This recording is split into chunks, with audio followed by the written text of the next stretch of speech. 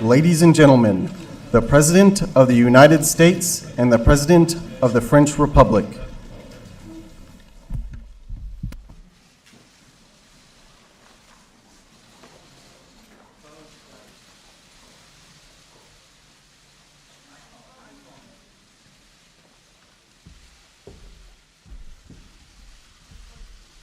Thank you very much. Thank you.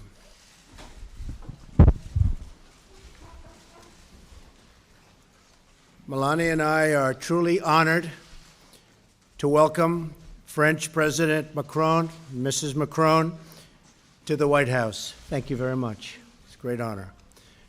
We're thrilled that the first official state visit of my presidency is not only with a great friend, but with a leader of America's oldest ally, the Republic of France. Today in our nation's capital, the Stars and Stripes proudly fly alongside the tricolor flag, a symbol of the world and to the world of unity, fraternity, and friendship that forever links our nations together. 40 years after the end of our War of Independence, the great General Lafayette traveled to George Washington's home at Mount Vernon to visit the grave of the father of our country. President Macron, we're deeply moved that nearly 2 centuries later, the President of the Republic of France made that same tribute last night. It was a beautiful evening. Thank you. Thank you very much. This past summer, Melania and I had an incredible visit with you and Brigitte in Paris to celebrate Bastille Day. We were awed by the beauty of your country and the grateful hospitality of your incredible people. They are incredible people. Together, we commemorated the 100th anniversary of America's entry into the First World War. We remembered the French and American patriots who shed their blood together in defense of civilization. Their noble sacrifice will echo through time forever, an immortal tribute to our people and to our freedom. During the horror of the First World War, more than 1 million people were killed or injured from chemical warfare. In the aftermath of that horror, civilized nations came together to ban chemical weapons. 2 weeks ago, following Syrian dictator Bashar al-Assad's barbaric use of chemical weapons against his own people, the United States, France, and the United Kingdom joined together to strike at the heart of the Syrian chemical weapons program. These actions were designed to establish a strong deterrent against the use of these heinous weapons. President Macron, I thank you for your leadership in this effort. And it was a well-executed effort at that. And I thank you, the members of the French military, for their courage and their great skill. The United States and France are also cooperating to prevent the proliferation of nuclear weapons.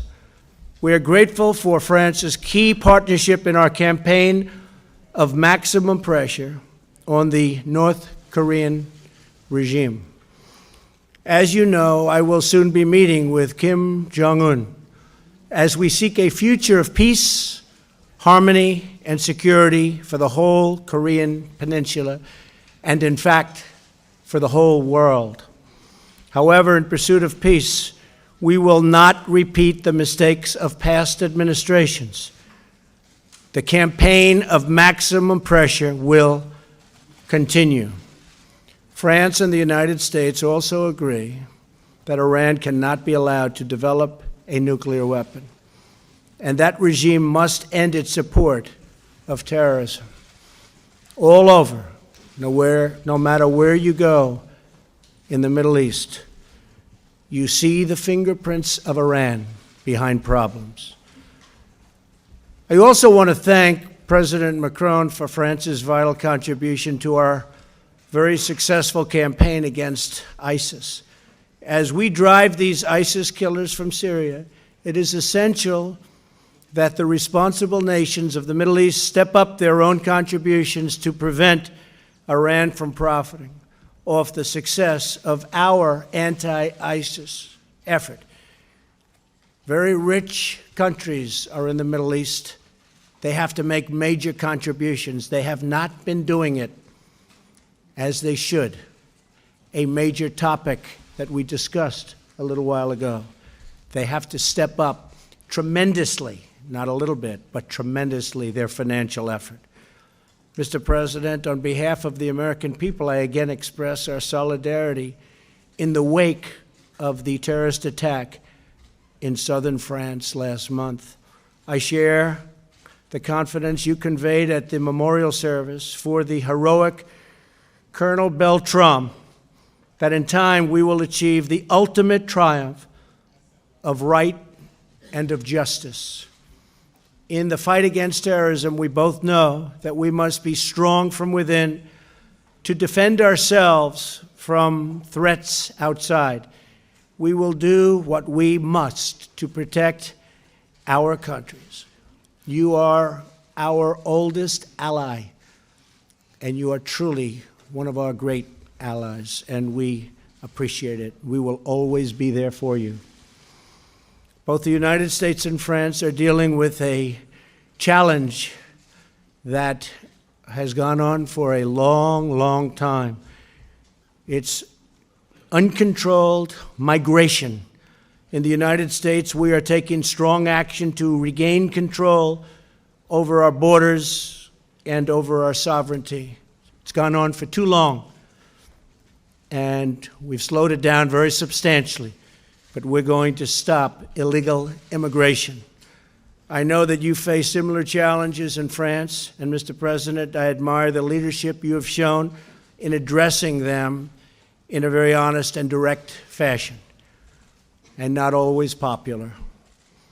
Both of our elections owe much of the success to the desire of everyday citizens to be heard, to be listened to, and to have control over their own nations and their own futures. Let us demonstrate through our partnership that the voice of the people will always reign. At all times, it will reign. During our meetings today, we also discussed the robust economic relationship between our countries. The United States is setting records in business, and we will continue. And I know that France will be setting records under your leadership very soon. We look forward to exploring increased opportunities for bilateral trade and investment based on the principle of fairness and, importantly, reciprocity. Mr. President, thank you again for accepting our invitation to the White House. It's been such an honor. The foundation of our friendship draws from the deepest wells of civilization and is sustained by our people's love of their history, culture, and liberty. For 2 centuries, the alliance between France and the United States has been the cornerstone of freedom. Now the strength of this mighty alliance is in our hands, linked together by fate and destiny. I am confident that our future has never, ever looked brighter. Thank you, Mr. President. Thank you very much. Thank you, Donald. Please. Merci, Monsieur le Thank you, Mr. President, dear Donald. Thank you to you and to the First Lady for your warm welcome. Please allow me to tell you how pleased we are, together with my wife Brigitte and the whole of the French delegation, how pleased we are to be your guests for 3 days after this wonderful visit and the honor you made. You made it by attending Bastille Day in Paris. In both speeches earlier today, we referred to the deep and ancient bonds between our 2 countries. These go back to the founding revolution of your country and have been true through both our histories.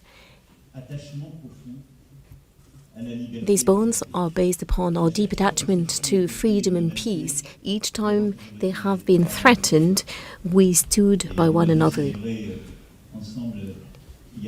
And we celebrated that last night, the four of us, by going to Mount Vernon, given that no one else could illustrate, as well as George Washington, the strength of the commitment and the bonds between our two countries. Mr. President, please allow me to go back to a number of issues which are fundamental for not only our relationship but beyond. The first topic is Iran. You said, once again in front of the press, what your position was during the campaign, and as well as the President of the United States. It's not a mystery. We did not have the same starting positions, stances, and neither you nor I have a habit of changing our stances or going with the wind. That being said, I can say that we've had a very frank discussion on that, just the two of us. You consider that the Iranian deal, the JCPOA, the one negotiated in 2015 with Iran, is a bad deal. For a number of months, I've been saying that this was not a sufficient deal, but that it enabled us, at least until 2025, to have some control over their nuclear activities. We therefore wish, from now on, to work on a new deal with Iran. What we need, and I believe that on that, our discussions allowed us to shed light on our convergence of views, is that we need to cover four topics. The first one is to block any nuclear activity of Iran till 2025. This was feasible thanks to the JCPOA. The second is to make sure that in the long run there is no nuclear Iranian activity. The third fundamental topic is to be able to put an end to the ballistical activities of Iran in the region. And the fourth one is to generate the conditions for a solution, a political solution, to contain Iran in the region, in Yemen, in Syria, in Iraq, and in Lebanon. On these topics, I did not change. I constantly said that we needed to find the framework so that together and with the powers of the region and with the Iranian leaders managed to find a deal. I therefore would like us to commit to that effect in the weeks and months to come. This is the only way to bring about stability. France is not naive when it comes to Iran. We have also a lot of respect for the Iranian people, which through their history, its history has always shown its strength. But we do not repeat the mistakes of the past. Each time we tried to unilaterally replace the sovereignty of a people, we've brought about some more terror. But for our allies, we want sustainable stability. And I believe that the discussions we've had together make it possible to open the way, to pave the way for a new agreement, an agreement on which we will work. And beyond our European partners, we would like to involve the regional powers. And of course, Russia and Turkey. It is also within this framework, as a matter of fact, that together, in the long run, we can find a solution to the Syrian situation. In Syria, we are together engaged within the international coalition against Daesh and the terrorists, and we will continue to act till the end within this framework until victory. That being said, in the long run, we need to win peace and make sure that Syria does not fall into any hegemony in the region. So to that effect, the approach which is agreed means that we can work on all of this situation, the whole of the situation in the region. and with these efforts to contain Iran in the region. We will continue to work to that effect within the UN Security Council to make sure that humanitarian law, the prohibition of chemical weapons are fully complied with, and we will continue to shoulder our responsibilities to that effect. But we will also work with our partners in building a sustainable political solution, an inclusive one that will prevent any hegemony and once again will prevent feeding terrorism in the future. We also talked about the climate, and here also we know where we stand. France will continue to work on major pieces, including the Global Compact for the environment. But I think I can say that our economic, our businesses, our researchers can continue to work on concrete solutions in the field, and we are both attached to that. Now on trade, like you mentioned it, and I hear what you said when you call upon fair and equitable trade. When we look at international trade today, we have some common challenges. There are some overcapacities in a number of sectors which are well known, and we shall work together to make sure that this does not destabilize our markets or brings about some unfair competition. But I believe we can say that we are both attached to make sure that between allies there is compliance with international trade law. At least France is attached to that. We have our preferences. There are situations we can probably improve. But I believe that both you and I are also attached, want to make sure that our businesses, our companies can operate in a long, a sustainable and stable framework. Mr. President, I meant to mention these few points which you commented as well.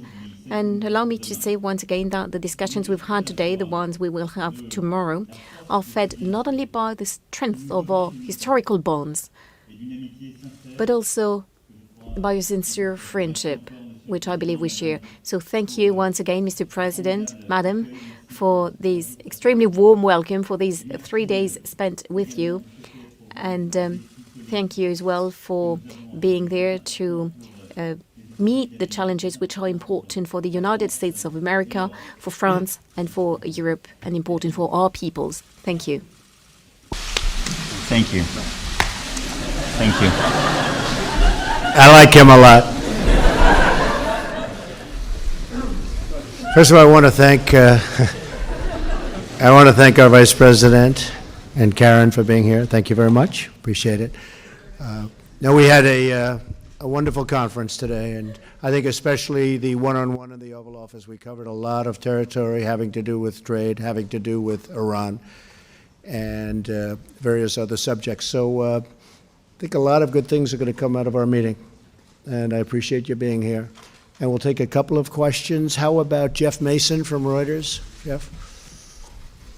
Yeah, Thank Jeff. you, Mr. President. Hi, Jeff. Hi there.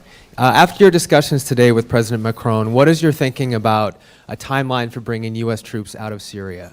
And on one other topic, you mentioned today that you thought the leader of North Korea has behaved openly and honorably. This is someone who many people have accused of starving his people, killing family members. What did you mean when you called him that? Well, we will start with your second part of the question, and I hope that we will be able to deal in a very open and honorable fashion with North Korea.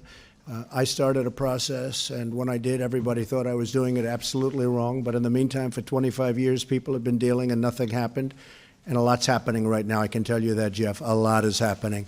And I think it's going to be very positive. And I hope it's going to be very positive for North Korea and for South Korea and Japan and the rest of the world.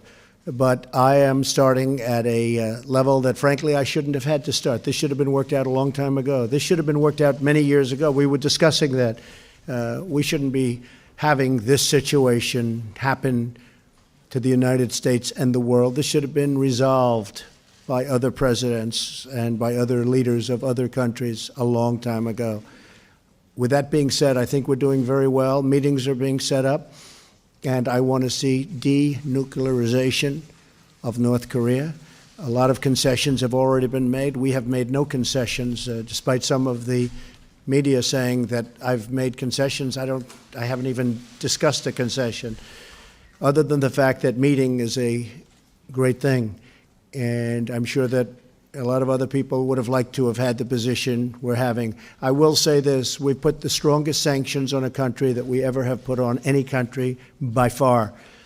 China, President Xi has been very strong in helping us to solve this problem, in his case at the border. He's allowing very little to get through. I think he's doing that for a number of reasons. We have a very good relationship, and also it's very important in terms of trade, because I do play the trade card. If you look at what's happening with trade in China, it hasn't been fair for many, many years to the United States, and we're going to solve that problem. In fact, we're having Secretary Mnuchin and a couple of other folks heading over to, Bob Lighthizer, heading over to China at the request of China. They came here, as you know, last week, and we're having very substantive discussions on trade.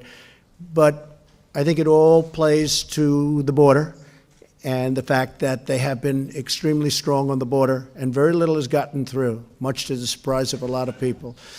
And I believe the trade will work out, but I also think that China has never treated us with more respect than they have over the last short period of time that I'm president. I have a very excellent, as you know, relationship with President Xi, and I think that relationship is very important as to what's happening with North Korea. So the end result is we'll see.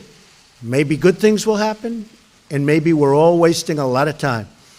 But hopefully it'll be good for everybody concerned. As far as Syria is concerned, I would love to get out. I'd love to bring our incredible warriors back home. They've done a great job. We've essentially just absolutely obliterated ISIS in Iraq and in Syria. And we've done a big favor to neighboring countries, frankly, but we've also done a favor for our country.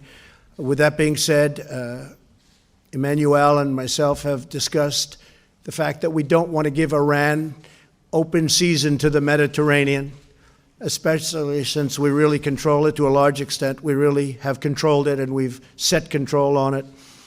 So we'll see what happens. But we're going to be coming home relatively soon. We've finished at least almost our work with respect to ISIS in Syria, ISIS in Iraq, and we have done a job that nobody has been able to do.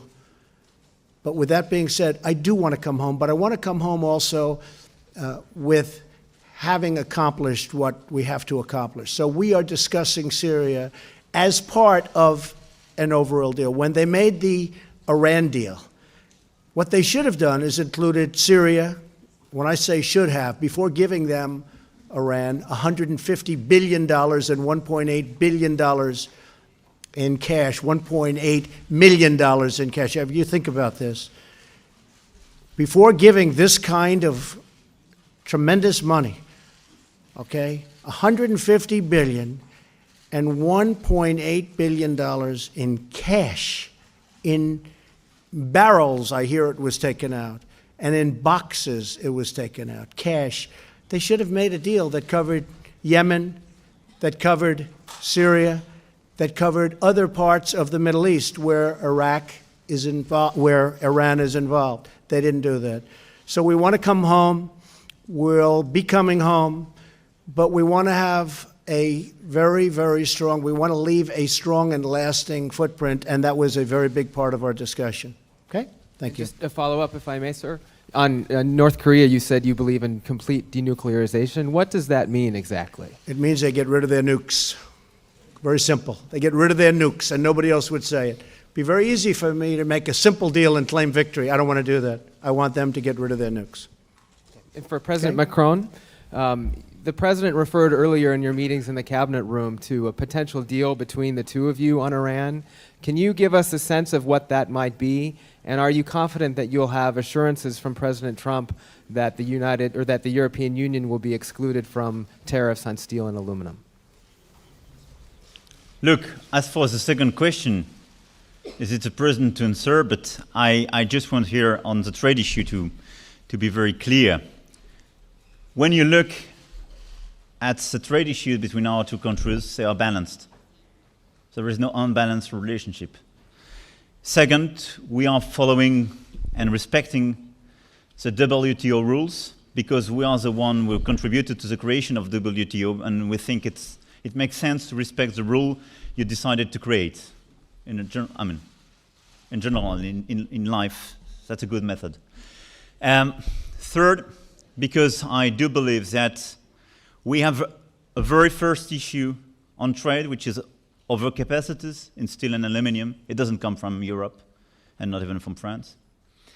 And it's good to work together when you are allies, and especially when you work so closely together on security issues like Iran and Syria. So I'm confident about the future of the trade relationship, as I think it's part of a broader picture where our interests are totally aligned. As for the Iranian situation, and I think I detailed in my introduction, for me, the key pillars of this new approach we want to adopt. And it's exactly what President Trump said.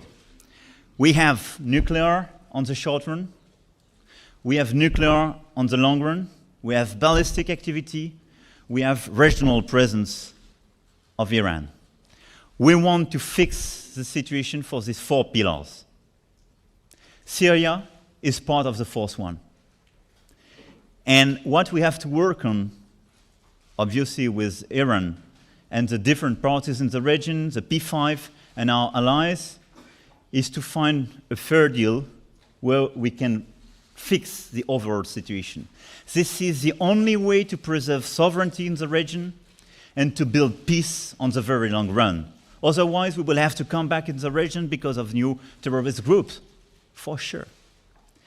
And I'm very happy about the discussion we had together, because we raised very, very new issues and very new solutions together, and especially the fact that the Syrian crisis and the Syrian situation should be part of this broader picture. And the fact that we are here, and we are today in Syria, together as the international coalition against ISIS, but tomorrow we will have to find a way to fix the situation from a political point of view, not automatically from a military point of view, which means to set up a series of agreements, part of this big deal, in order to be sure that Syria tomorrow will be a sovereign country with inclusiveness and free people in a situation to decide for the future. This is very important, and that's our duty. And I think we will have a great shot at doing a much bigger, maybe deal, maybe not deal. We're going to find out, but we'll know fairly soon. Mr. President? Une question de la presse. A question from the French press. Bonjour. A question from Agence France Presse on behalf of the French press.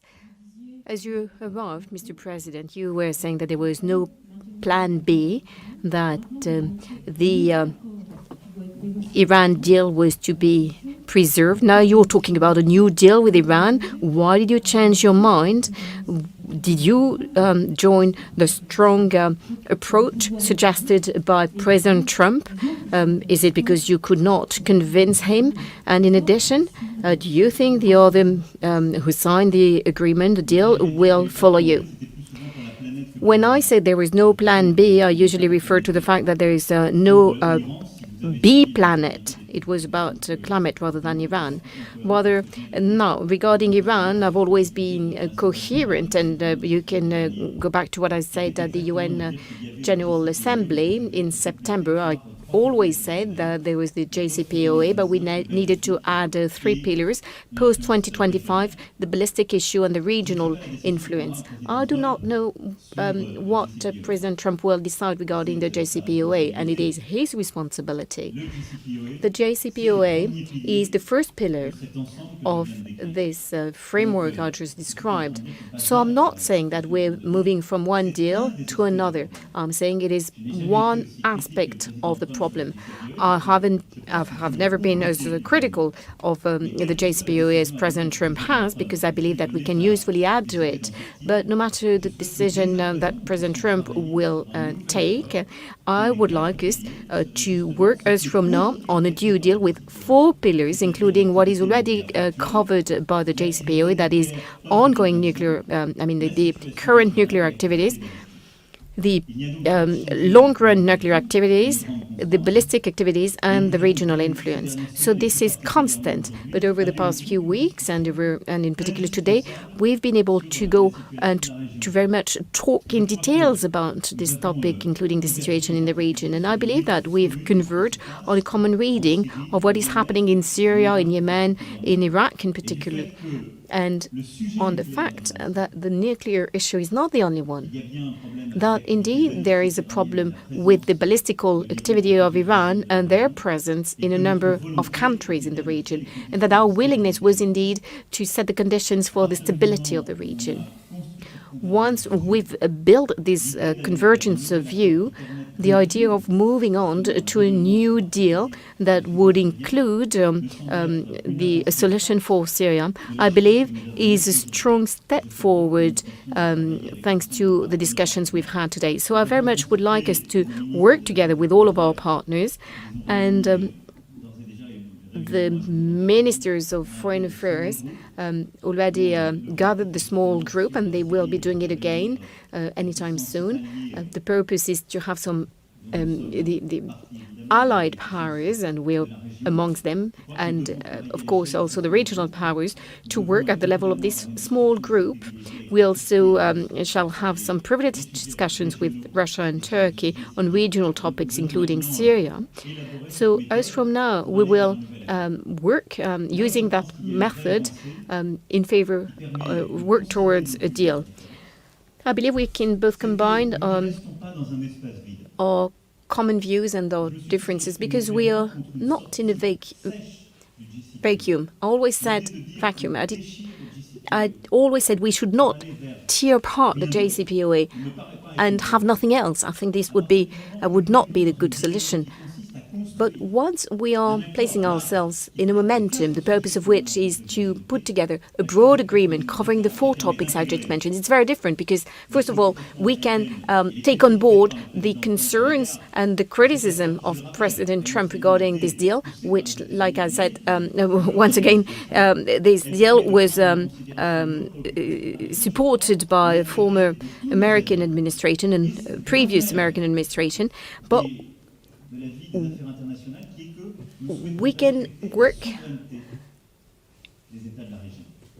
and it is also about respecting the sovereignty of the states of the region. It's not about intervening, no matter what. It is rather about building a stable framework that will contribute to stability and to peace building.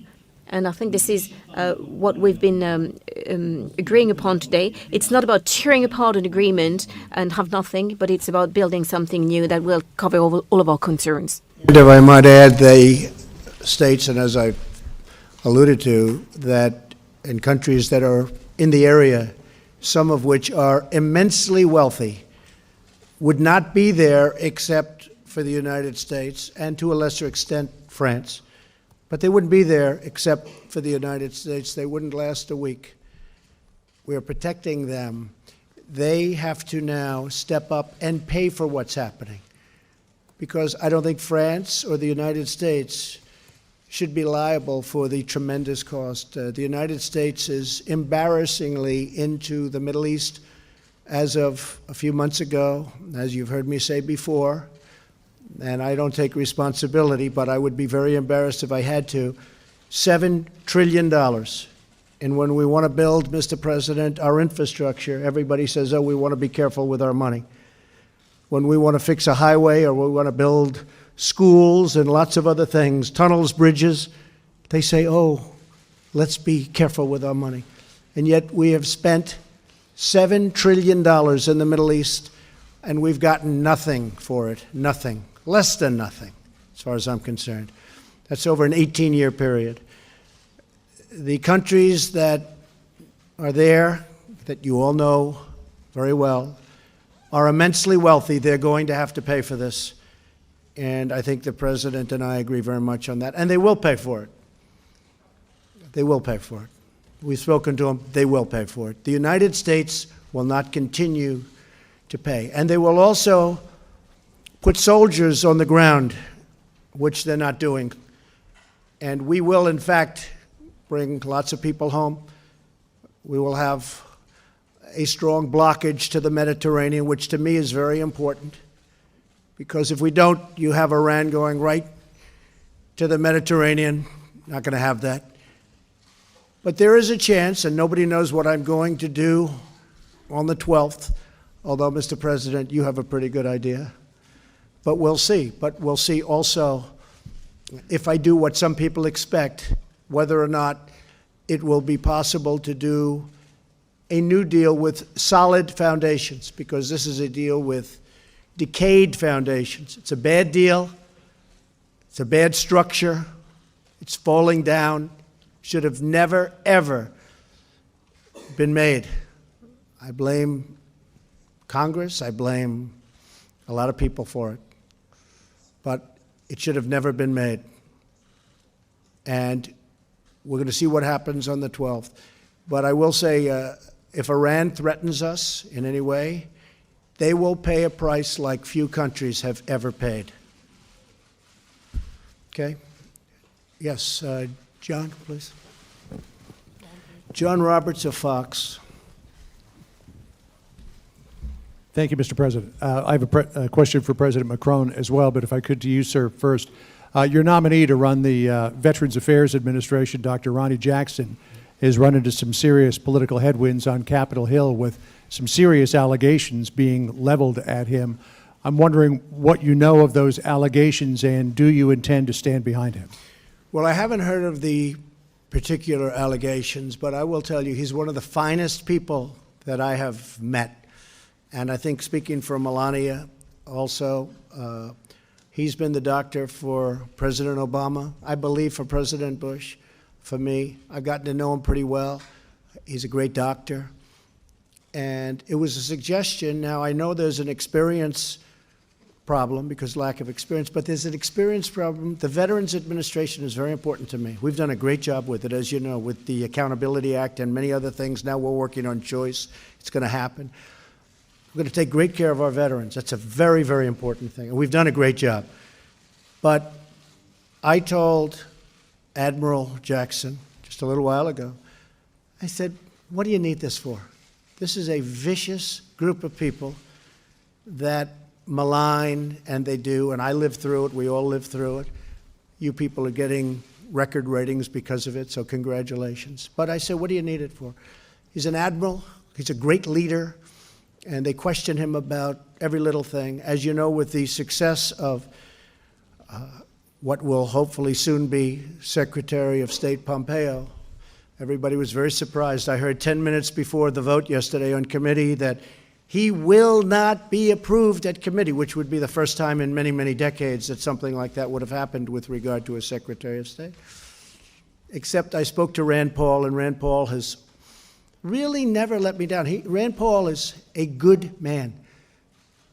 And I knew things that nobody else knew. And Rand Paul said, I'm going to change my vote. And he voted, and everybody was surprised. And he actually got an 11-9 vote, because as you know, Johnny Isaacson's vote counts if it isn't the deciding vote. So it was actually at 11-9 with, I believe, there was one vote. What would you call that, John? A present vote. Not present. No, present. Oh, it's called present, okay. So it was 11-9, and that was a terrific thing. But they failed to stop him. So now they say, who's next? Who's next? And this person, Admiral Jackson, Dr. Jackson, is a wonderful man. I said to him, what do you need it for? And as far as experience is concerned, the Veterans Administration, which is approximately 13 million people, is so big, you could run the biggest hospital system in the world, and it's small time compared to the Veterans Administration. So nobody has the experience. What he is a leader and a good man. But I told him, I said, you know what, Doc? You're too fine a person. His son's a top student at Annapolis. He's a high-quality person. I said, what do you need it for? So he'll be it's totally his decision, but he'll be making a decision. But they failed with Mike Pompeo, and that was a big, big hit because they thought they could stop him and embarrass. The Democrats have become obstructionists. That's all they're good at. They're not good at anything else. They have bad ideas. They have bad politics. The one thing they do is obstruct. And that's why I'm waiting for, you would never believe this, I'm waiting for very good people like the ambassador to Germany. Hasn't been approved yet. It's been in there for 11 or 12 months. We have Angela Merkel coming to the United States on Friday. We still don't have our ambassador approved. And at this rate, and many of the papers checked it out yesterday, and they actually said I was right. But it would be 9 years before these people are approved. We have hundreds of people in waiting to be approved, and the Democrats are taking 30 hours per person. They're taking the maximum time. They are obstructionists. That's very bad for our country. I said to Dr. Jackson, what do you need it for? So we'll see what happens. I don't want to put a man through who's not a political person. I don't want to put a man through a process like this. It's too ugly and too disgusting. So we'll see what happens. He'll make a decision. So are you saying, Mr. President, that you will stand behind him? I would definitely stand behind him. He's a fine man. I'll always stand behind him. I'd let it be his choice. But here's a man who has just been an extraordinary person. His family, extraordinary success, great doctor, great everything. And he has to listen to the abuse that he has to. I wouldn't, if I were him, actually, in many ways, I'd love to be him. But the fact is, I wouldn't do it. I wouldn't do it. What does he need it for? To be abused by a bunch of politicians that aren't thinking nicely about our country? I really don't think, personally, he should do it. But it's totally his. I would stand behind him. Totally his decision. And Monsieur le Président, if I could direct a question to you as well. You said that you and President Trump came to some agreement on the way forward in Syria. U.S. troops are really at the heart of any solution.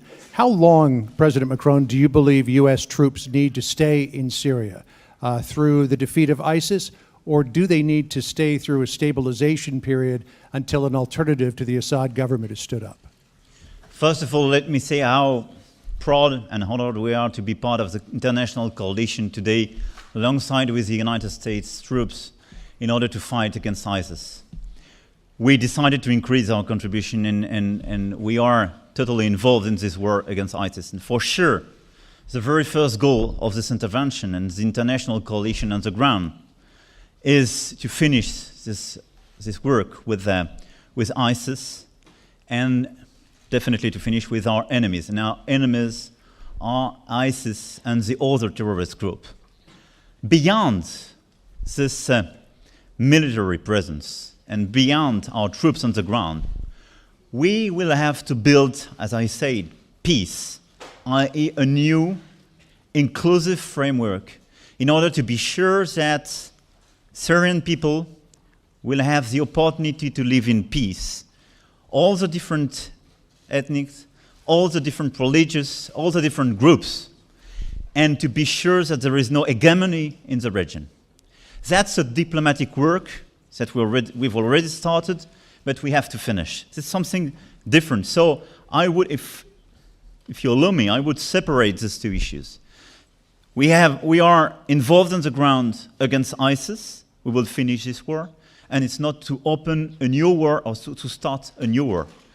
But at the same time, we have to open a new work together. That's what we decided to do, in order to build in the overall region a new framework, and especially in Syria. We will assess during the coming weeks and months what we have to do. Because when you are probably much more at the end of a war, you have to adapt to the enemy and the reality on the ground. So we are not here to say, this day we will leave the floor. That's impossible, because it will depend on the reality on the ground. But for sure, what we want to do now is to finish this war with our troops, and we want to fix on the long run the situation to have peace in this region. That's our duty, and it's not just with our troops, it's with our diplomats, our teams, our common work. and obviously with all the allies in the region and people involved. We've pretty much finished with ISIS, and we're going to be making some big decisions in a very short period of time, but we're working very closely together with France and with the President. Okay? Thank you very much. Question. Bonjour messieurs les présidents, Mathieu Coach, BFM TV. Mr. President, BFM Television, President Macron, for a year now, you've enjoyed a very friendly relationship with President Trump, quite unusual compared to the previous presidents. At the same time, we can see that you do not agree on a number of topics. There are more and more of them. We've seen that openly in the Oval Office earlier on Iran. It seems like the initial deal with Iran will not be able to be saved. So what about this relationship? Can it have some concrete impact on France? Can it be beneficial to France and to Europe? You talked about reciprocal interest. Is that really the case today? Yes, definitely. I believe the reason why we enjoy this relationship is because of the relationship between our two countries. Indeed, we have a different background, but it is maybe because we both are not politicians or typical politicians. And none of us easily change one's mind. And I think that if you listen to this press conference and watch this, you have the answer to your question.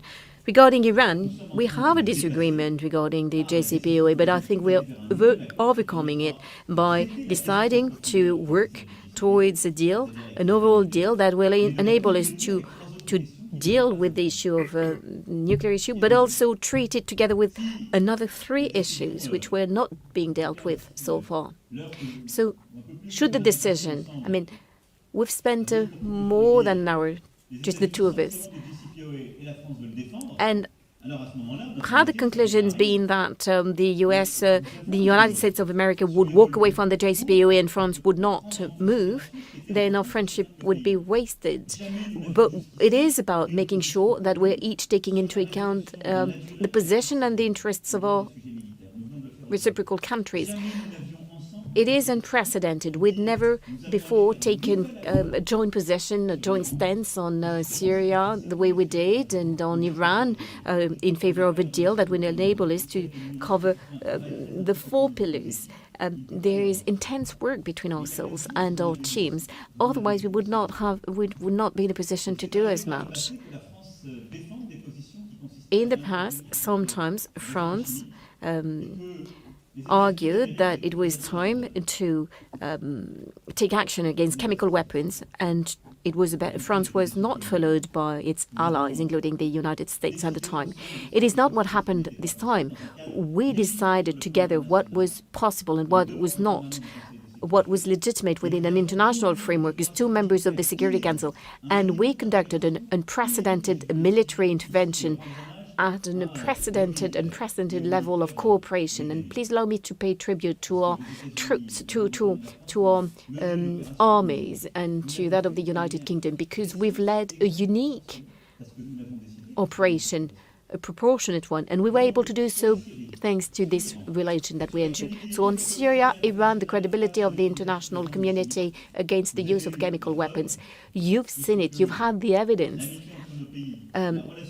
that showed that the relationship between our two countries and our friendship enable us to achieve some concrete results.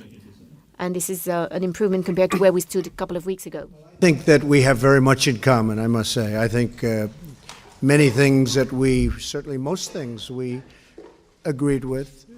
We can change and we can be flexible. You know, in life you have to be flexible. And as leaders of countries, you have to show flexibility. And I think we actually get along on many of the subjects we discussed today. And I will say France is a great country, and I believe France will be taken to new heights under this president. He's going to be an outstanding president, one of your great presidents, and it's an honor to call you my friend. Thank you. Thank you very much. Thank you. Thank you. Thank you. Thank you, everybody. Thank you. Mr. President, you happy being our president?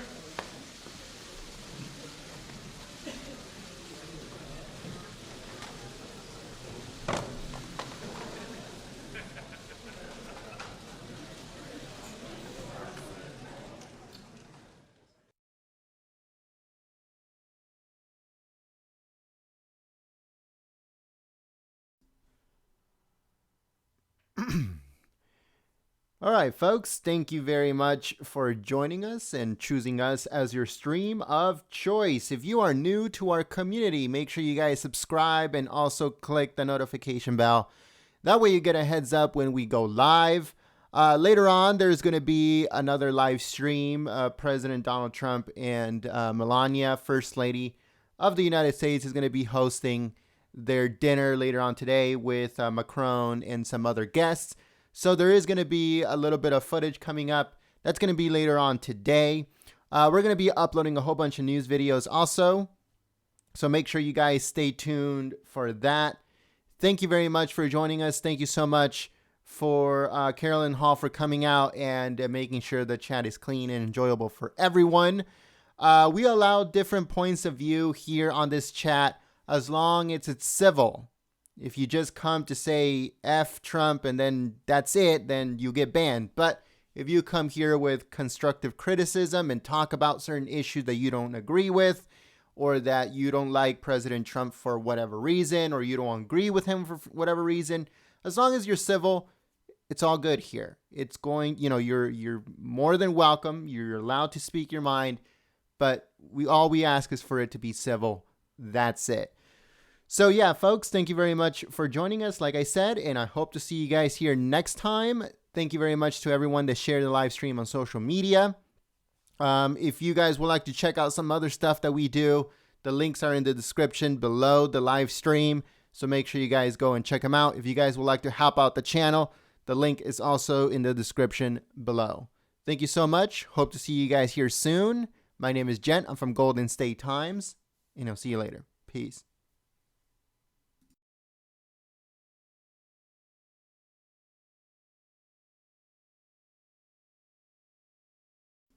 I would just like to give a quick shout out to Mr. Nicktown. He said bromance budding MAGA. That's funny.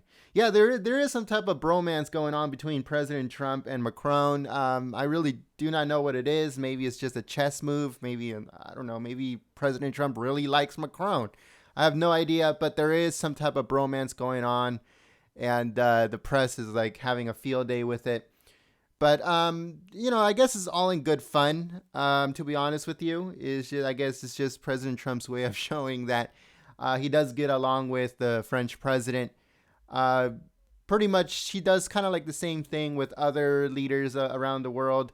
But the one that he seems to be more fond with is Macron. So who knows what that is? I guess that's just showing Macron that he won't be easily persuaded by the EU.